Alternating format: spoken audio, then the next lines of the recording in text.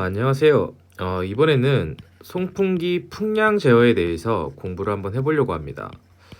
결국 우리가 어떠한 시스템에서 뭐 소방이든 설비든 우리가 시스템에서 요구로 하는 풍량과 정합을 맞추기 위해서 우리가 그 송풍기를 선정을 할 거예요.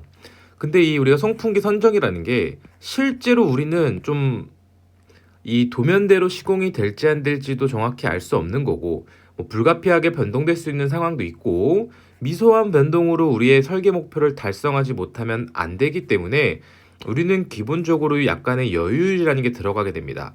이때 이 여유율은 우리가 산정한 유량과 풍량이죠. 풍량과 압력에 사실상 모두 여유율이 다 들어가고요.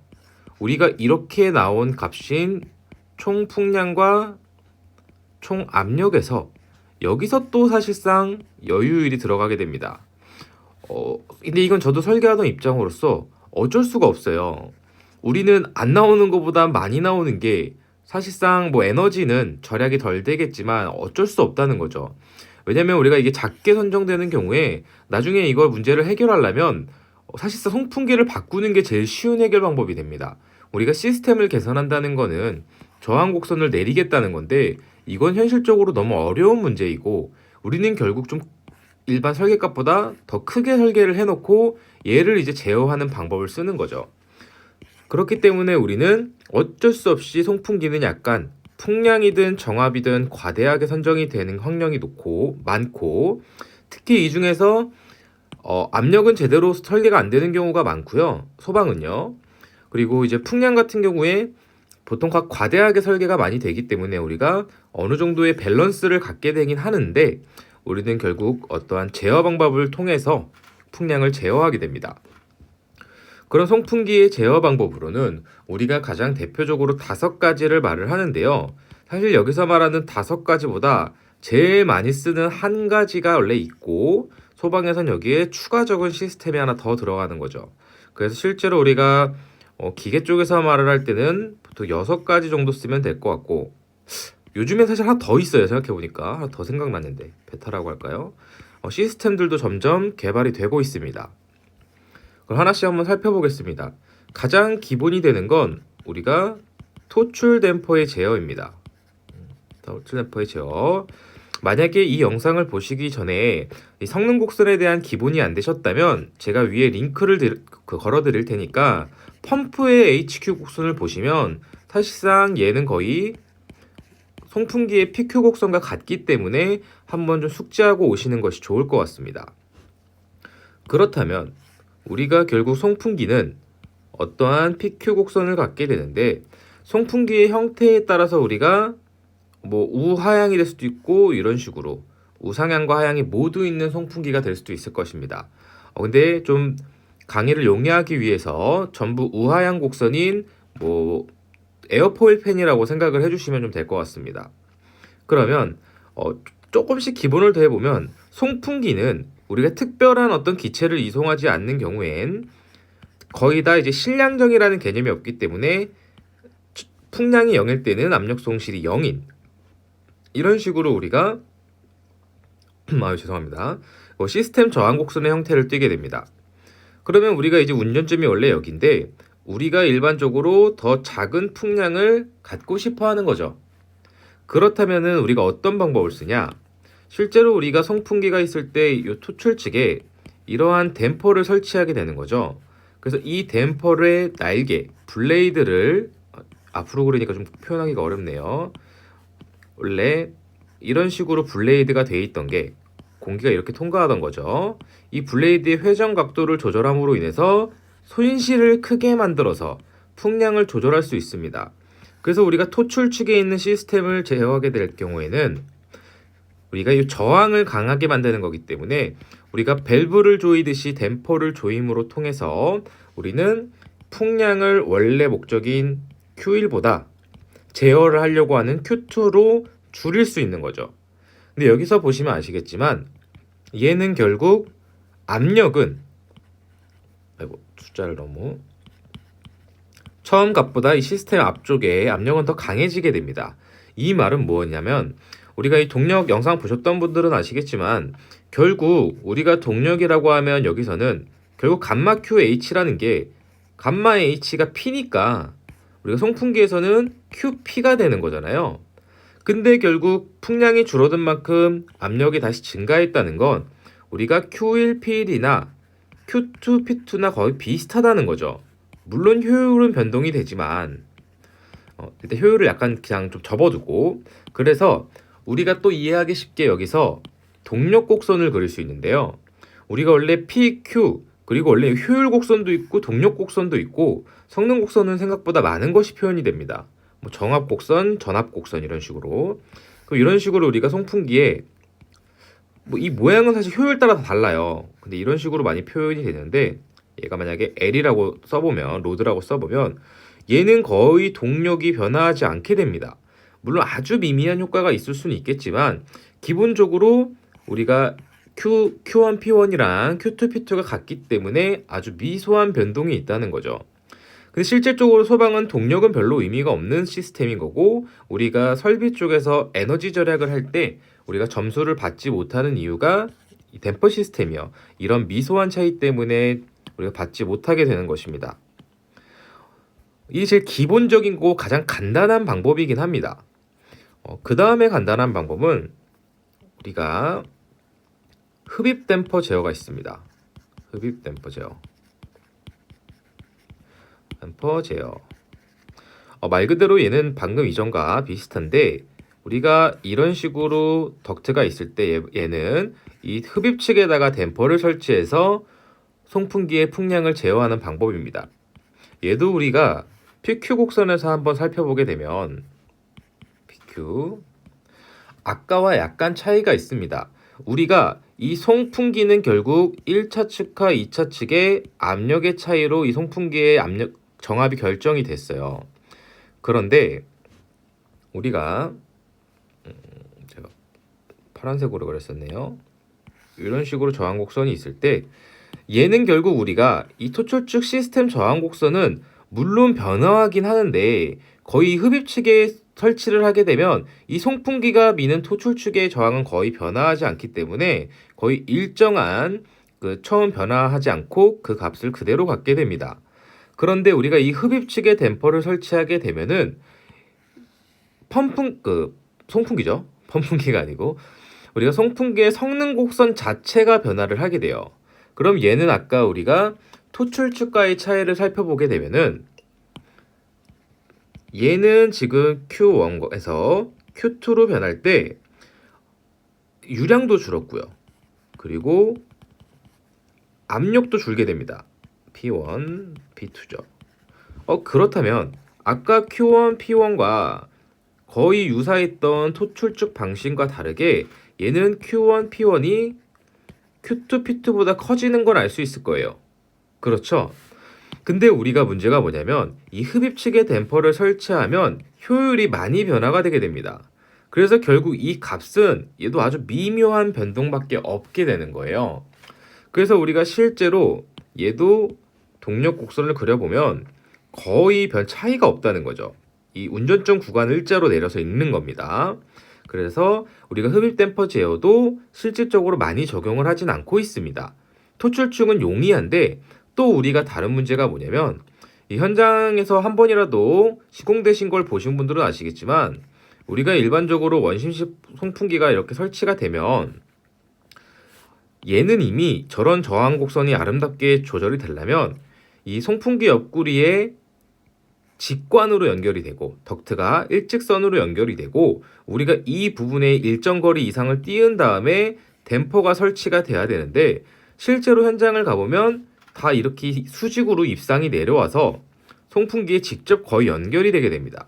그래서 여기다 만약 댐퍼를 이렇게 설치하게 되면 얘는 효율이 완전히 떨어져요. 그래서 서징이 발생을 할 수도 있는 거고 그러니까 발생하지 않는다고 하지만 이게 완전 난류와 와류에 의해서 제어가 안 됩니다. 그래서 사실상 얘도 거의 사용하지 않는 방법 중 하나입니다. 그런 게 있고 그 다음에 우리가 이제 공장 같은 데서 좀 볼 수 있는 방법이고 뭐 냉동기 쪽에서는 볼 수 있지만 송풍기에서는 거의 쓰지 않는 방식이 흡입 베인 방식입니다.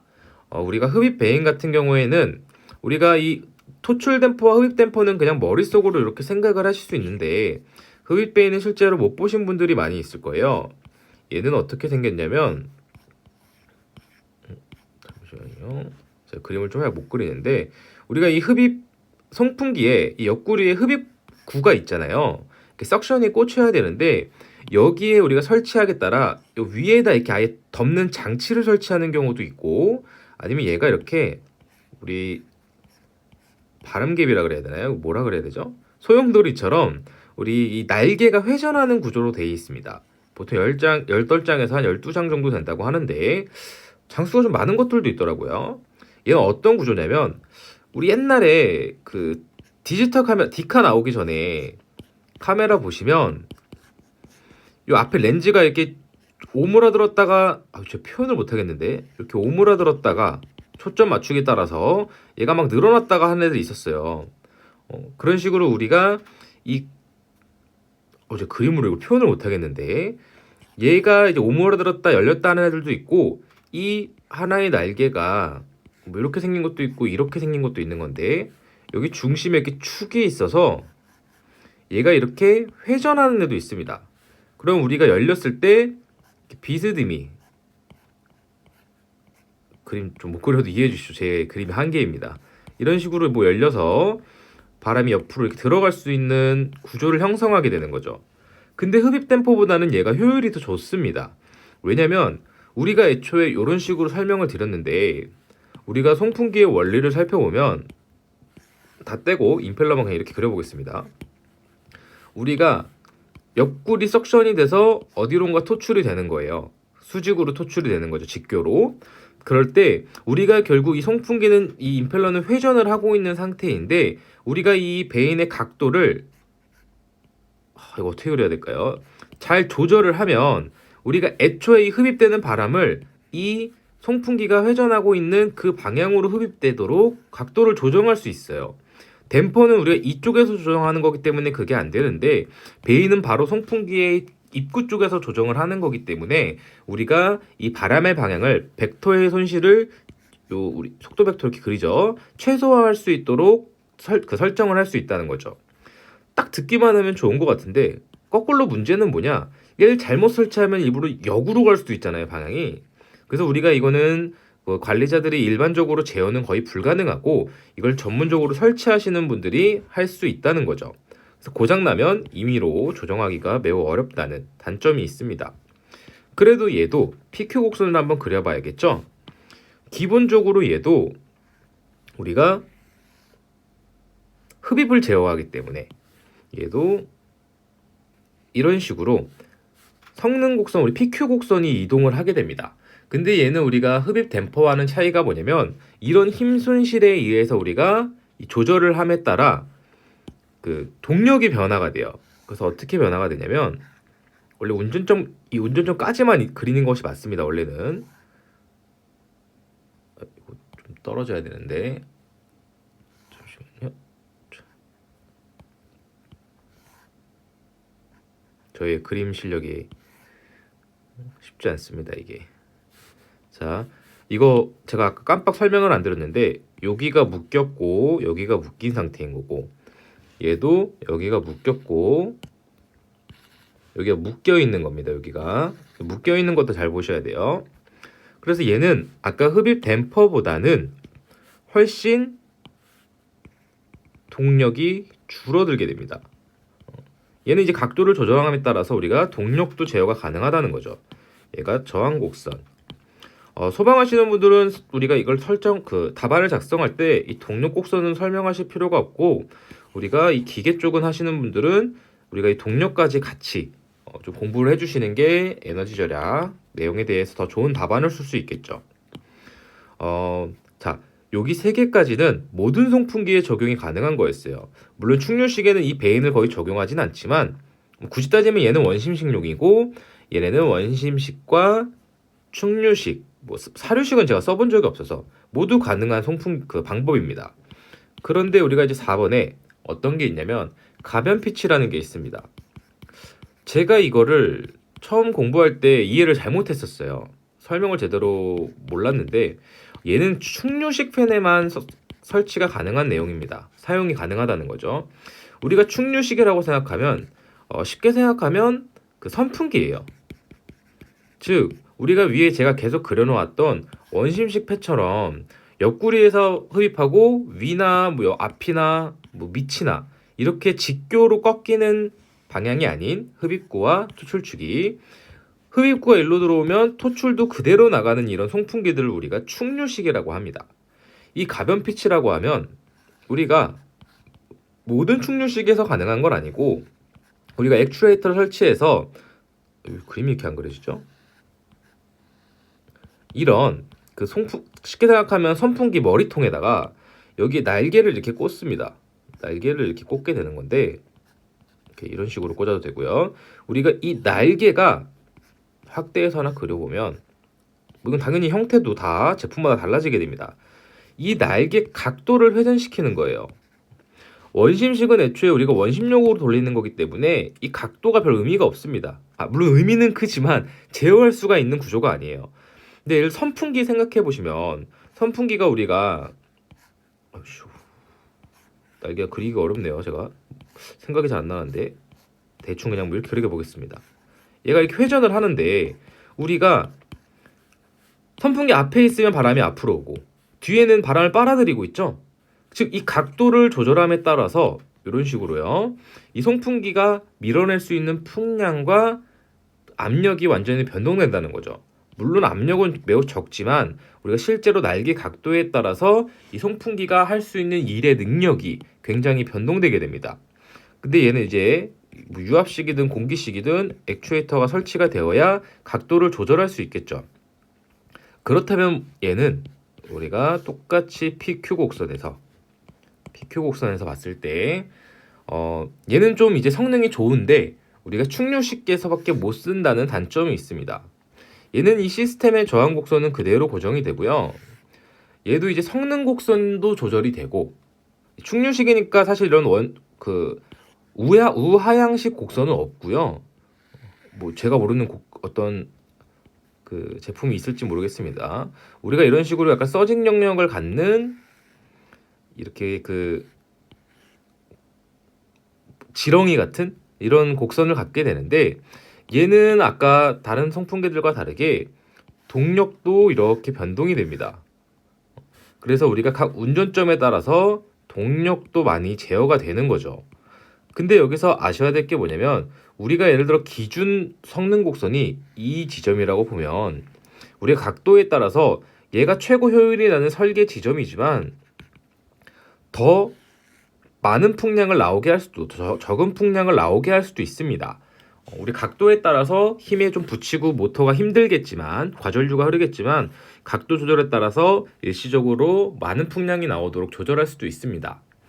근데 얘는 이제 우리가 주의해야 될 점이, 얘의 동력은 송풍기에서 사용되는 동력이에요. 근데 우리는 아까 액추에이터라고 하는 날개 각도를 조절할 수 있는 그 능력이 필요하다고 말씀을 드렸죠. 그래서 그게 동작하기 위한 추가 동력이 발생하기 때문에 실제로는 이런 걸 잘 안 쓰는 거죠. 그리고 우리가 제가 모르는 분야가 있겠지만 보통 충류식이라는 팬을 설치하게 되면은 우리가 그냥 풍량을 크게 요구하는 환기 시스템에 많이 적용을 하기 때문에 사실 이런 가변 피치를 적용하는 일은 거의 없습니다. 건축 설비에서만큼은요, 소방이라던가. 그 다음에 우리가 이제 제일 좋은 놈이라고 말하는 가변 그냥 주파수 제어가 낫겠네요. 회전수 제어. 너무 이름이 많죠? 회전수 제어 또는 가변속 제어, 주파수 제어. 우리가 이거를 뭐라고 부르냐? 이거 우리가 인버터라고 부르고, 우리가 일반적으로 VVVF라고 부르죠. Variable Voltage, Variable Frequency라고 해가지고 가변 전압, 가변 주파수라고 부릅니다. 우리가 일반적으로 쓰는 거의 모든 회전기기는 우리가 말 그대로 회전하는 거기 때문에 요 식기 정도는 하나 외워주는 게 좋죠. 우리가 P분의 120F 1-S라고 하는 이런 회전수에 따라서 송풍기의 풍량과 정압이, 압력이 조정되게 됩니다. 여기서 이 F를 조절하는 것이 우리가 이 인버터 제어예요. 즉 우리가 뭐 F라고 하면 전기의 주파수를 얘기하는데 우리가 일반적으로 쓰는 게 간단하게만 하겠습니다. 60Hz라고 하는 우리 공칭 주파수를 쓰고 있죠. 플러스 마이너스 0.12였나요? 잘 기억이 안 나는데. 자, 주파수를 우리가 60Hz를 쓴다는 건 우리가 1초에 이게 여기 플러스 마이너스가 한 주기거든요. 한 주기 1t. 이게 1초에 60번 있으면 우리가 이걸 60Hz라고 합니다. 교류 전류에서죠. 교류 전력에서.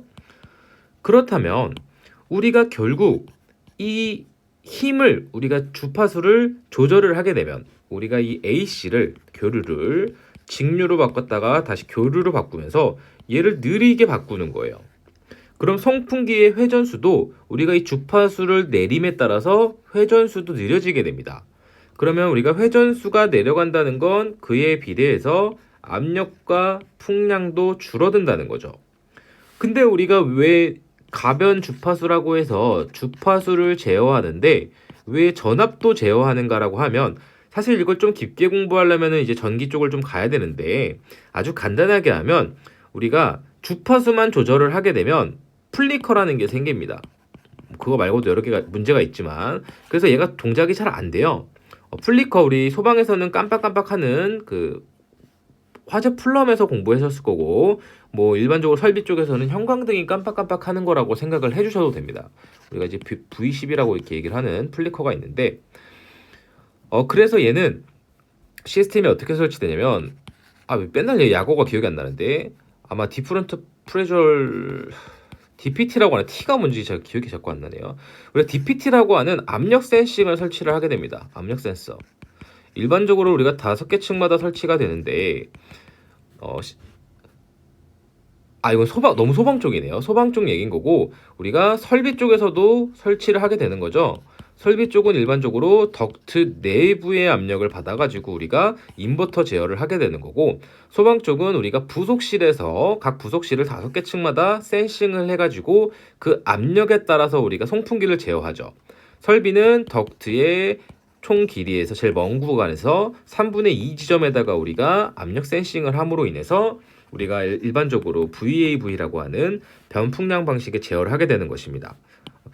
소방에서의 인버터도 나중에 자세히 할 거고 이 설비 쪽에서 인버터도 따로 영상을 또 업로드 될 예정입니다. 근데 우리가 얘가 왜 좋다 그러냐? 자, 우리가 이제 인버터는 제일 좋은 방법 중에 하나입니다. 어떤 느낌이냐면 우리가 압축기든 냉동기든 송풍기든 펌프든 그냥 뭔가 회전수를 제어한다, 용량을 제어한다 뭐 이런 얘기가 나오면 대부분 다 그냥 이 인버터로 제어한다라고 하면 답이 돼요. 적용이 안 되는 게 없습니다. 얘가 제일 좋은 이유는 얘는 그냥 조절하기에 따라서 이 기하학적 상사한 시스템을 돌리는 거기 때문에 성능 곡선의 형태도 거의 동일한 각도로 변화가 되고 이렇게 찍으면 안 되는군요. 제가 무의식 중에 찍었는데 제가 세로를 너무 짧게 그려가지고 잠시만요. 이렇게 한번 죄송합니다. 이렇게 하고 이제 말하면서 그리다 보니까 별 생각 없이 그렸네요.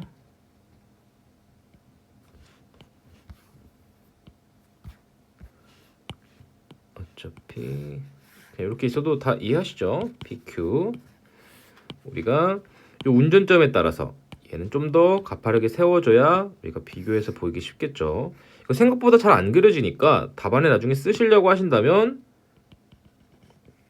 연습을 좀 해보셔야겠죠. 여기가 이 부분, 여기가 이 부분.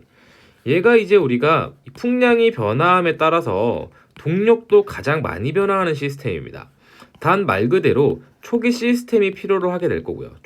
시스템 비용이 초기 비용이 좀 많이 발생을 하는 문제도 있고 우리가 소방에서는 일반적으로 자동차 압 조절 댐퍼라고 하는 요 위에 정압이 뭐 25파스칼 이런 식으로 표시되는 요 위에 한 칸 더 우리가 그 제어부를 설치해서 5개 층마다 여기서 T분기 해가지고 압력을 받아서 센싱을 하고 설비 쪽은 덕트 말단에 이렇게 센싱을 해서 우리가 송풍기끼리 급기와 배기를 같이 또 서로 상호작용을 하도록 조절을 하는 거죠. 얘는 내용은 간단합니다. 그냥 우리가 전기적으로 시스템을 제어해서 우리가 풍량을 제어하겠다라는 뜻입니다. 근데 인버터도 원래 좀 문제가 있습니다. 우리 이제 방열 능력이랑 이런 것들이 있는데 이거는 인버터 편에서 제가 좀 자세히 할게요. 인버터가 무조건 좋은 것도 아닙니다. 그리고 나서 우리가 이제 보통 지금 5가지 다 했죠? 네. 4번, 5번. 네. 5가지가 제일 보통 송풍기의 풍량 제어 방법에 나오는 5가지의 답안입니다. 근데 현장에서는 우리가 제일 많이 쓰는 건 사실 문제가 생겼을 때 저런 방법이 아니고 우리가 풀리를 제어하는 방법을 가장 많이 쓰고 있습니다. 너무나 당연하게도 혹시 풀리가 뭔지 모르시는 분이 계실 수 있으니까 우리가 송풍기가 많이 그리네요 오늘.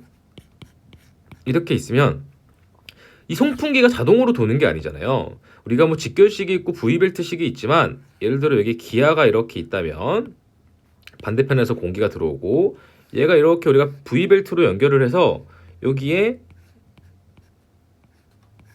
이런 모터가 있겠죠? 그래서 우리가 여기에 전원을 이 모터로 이어주게 되면 이 모터가 회전을 함에 따라서 이 V벨트라고 하는 벨트가 우리가 요 송풍기 안에 있는 임펠러와 축과 연결이 돼서 우리가 이 송풍기를 회전시키게 되는 것입니다. 그럼 이 V벨트와 요 지금 기아 같은 이 부분을 우리가 풀리라고 합니다.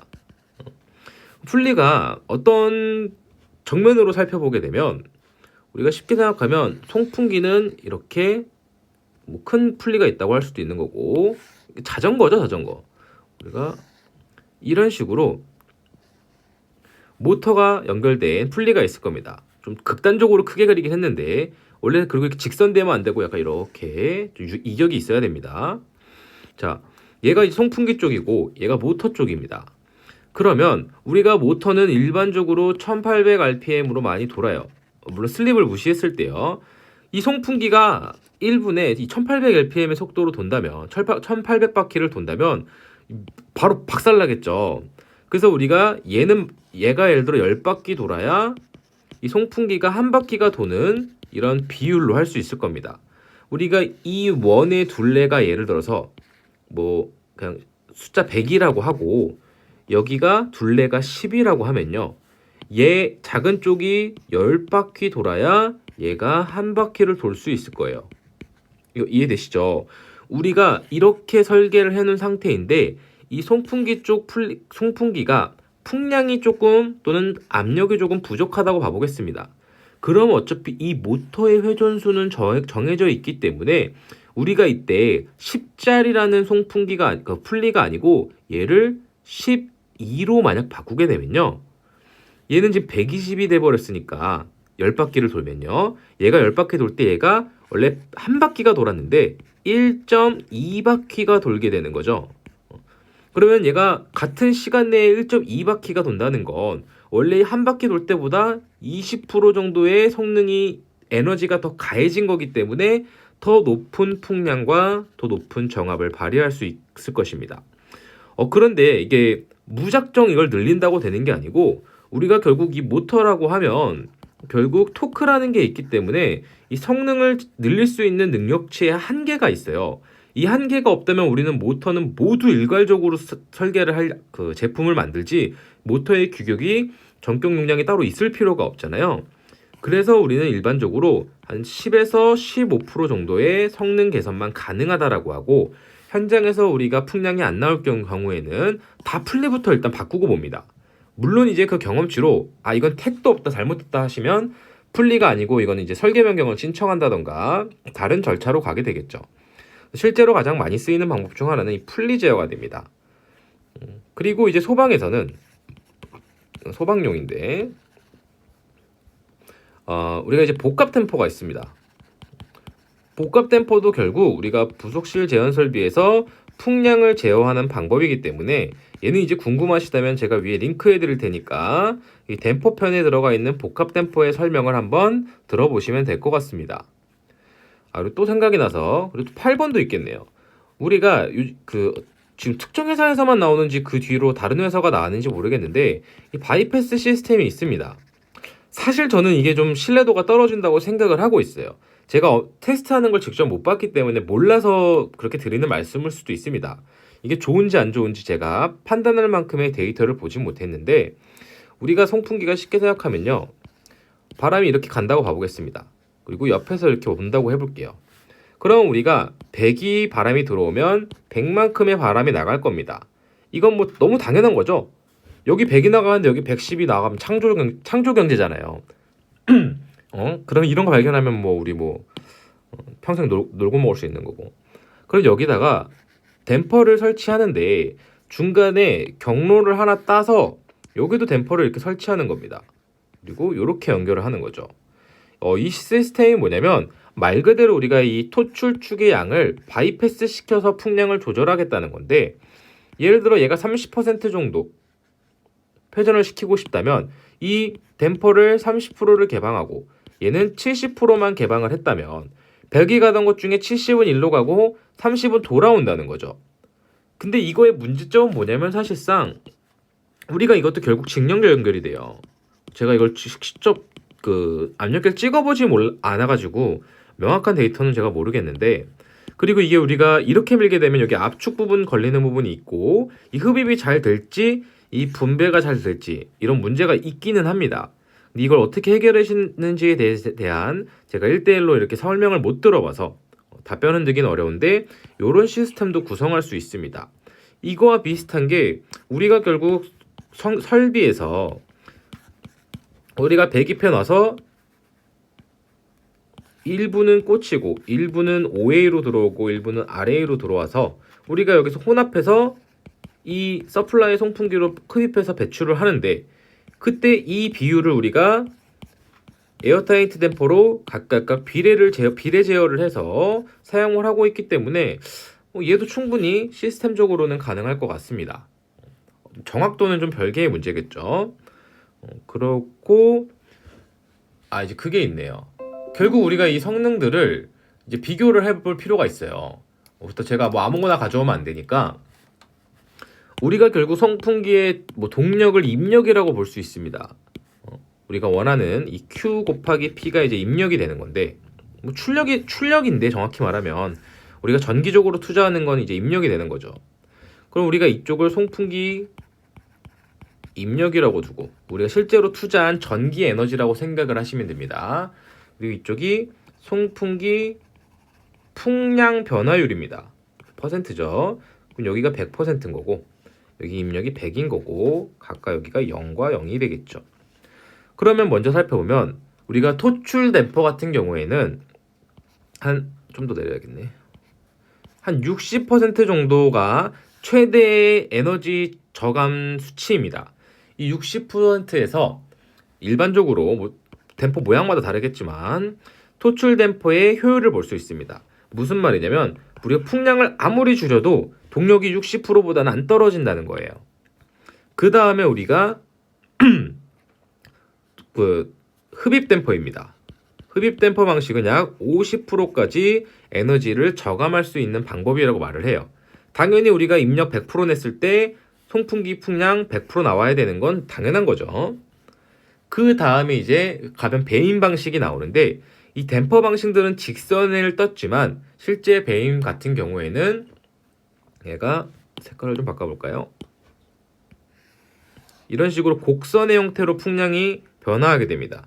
이게 이미 각이 바뀌면 이 펌프에 가해지는 압력이 다르기 때문에 이게 직선 형태로 변화하지 않는다는 것을 표현하고 있다고 할 수 있겠죠.